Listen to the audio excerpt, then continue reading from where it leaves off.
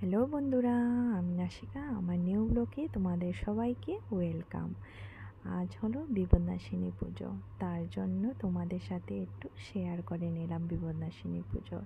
আচ্ছা, তোমরা সবাই ভাবছো যে আমি বাংলায় কেন কথা বলছি আজকে, কারণ সবাই মেসেঞ্জারে মেসেজ করেছিলে যে বাংলায় ব্লগ বানাও, তার জন্য আজকে আমি বাংলায় ব্লগ বানাচ্ছি। তবে দেখো, আমি ঘট বসিয়ে নিয়েছি, এদিকে পুজোও করে নিয়েছি। তবে এদিকে দেখো, একটি সাগু কলার বউ দিয়ে দিয়েছি, আর একটাতে 13 ফল দিয়েছি। কেন আজকে 13 ফলের বিপন্যাসিনী পুজো, তাই 13 ফল দিয়েছি। এদিকে পঞ্চদেবতার ভোগ দিয়ে দিয়েছি। এদিকে চানা মটর ভিজিয়ে রেখেছিলাম, তাও ভালো করে হয়ে গেছে। আর এদিকে দেখো, 13 রকমের ফল না, আমার এখানে প্রায় 17 রকমের ফল হয়ে গিয়েছিল, সবাই আমি কেটে দিয়ে দিয়েছি। আর ভালো করে আমার পুজোটাও হয়ে গেছে। তবে তোমরা বলবে তোমাদের কীরকম লেগেছে। এদিকে দেখো, আমি 10 রকমের মিষ্টি দিয়ে দিয়েছি।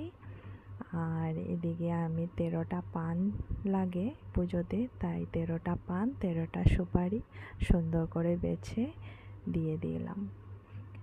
আর তোমরা কীরকম করে পুজো দাও তা আমাকে কমেন্টে নিশ্চয়ই বলবে। আজকে আমার পুজোটা দেওয়া হয়ে গেছে, আর তোমাদের কীরকম লাগলো তা তোমরা কমেন্টের মাধ্যমে আমাকে জানাবে।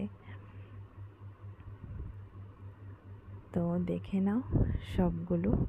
আর এদিকে আমার হাজবেন্ড খিচুড়ির জন্য দেখো পুরোভাবে রেডি করে নিয়েছে।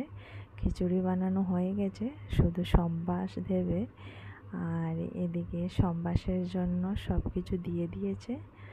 দেখো হয়ে গেছে খিচুড়িও। আর এদিকে সবজি বানানোও শেষ হয়ে গেছে আমি পূজা দিতে দিতে।